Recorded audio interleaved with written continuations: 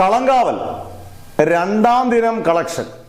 ആദ്യ ദിവസം നമുക്കറിയാം 14-15 കോടിക്ക് ഇടയിൽ കൃത്യമായൊരു കളക്ഷൻ അപ്ഡേറ്റ് ഇല്ലെങ്കിൽ ഏകദേശം 15 കോടിക്ക് അടുത്ത് വേൾഡ് വൈഡ് കളക്ഷനാണ്. വേൾഡ് വൈഡ് കളക്ഷൻ എന്ന് പറയുന്നത് പറയും കേരള, GCC, UAE, GCC മൊത്തം, പിന്നെ ബാക്കിയുള്ള കേരളത്തിലെ ഇതര സംസ്ഥാനങ്ങൾ, പിന്നെ ഇന്ത്യക്ക് പുറത്തുള്ള രാജ്യങ്ങൾ, ഇതെല്ലാം കൂടെ കൂട്ടി പ്രധാനമായും നമ്മുടെ മലയാള സിനിമയ്ക്ക് കിട്ടുന്നത് കൂടുതലും കേരളത്തിലെയും GCCയിലെയും കളക്ഷനാണ്, UAEയിലെയും കളക്ഷനാണ്.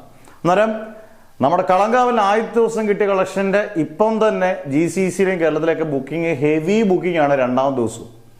ഈ സിനിമ ഇഷ്ടപ്പെട്ട പ്രേക്ഷകൻ, മമ്മൂട്ടിക്കൊരു ഫാൻ പവർ ഉണ്ടെന്ന് മനസ്സിലാക്കി, അറിയില്ല മമ്മൂട്ടി സിനിമകൾ ഗംഭീരമാണെങ്കിൽ ഇടിച്ച് കയറി നിൽക്കാൻ ആൾക്കാരുണ്ടെന്ന് തെളിയിക്കുന്നതാണ് രണ്ടാം ദിവസം കളക്ഷൻ. അല്ലെങ്കിൽ ഈ കാലത്ത് പണം മോശമാണെങ്കിൽ ആദ്യത്തെ ഷോയ്ക്ക് പോകും. അത് മമ്മൂട്ടിയുടെ ആയാലും മോഹൻലാലിൻ്റെ ആണെങ്കിൽ ഏത് നടൻ്റെ ആയാലും, അല്ലെങ്കിൽ വിജയുടെ ആണെങ്കിൽ രജനീകാന്തിൻ്റെ ആണെങ്കിൽ.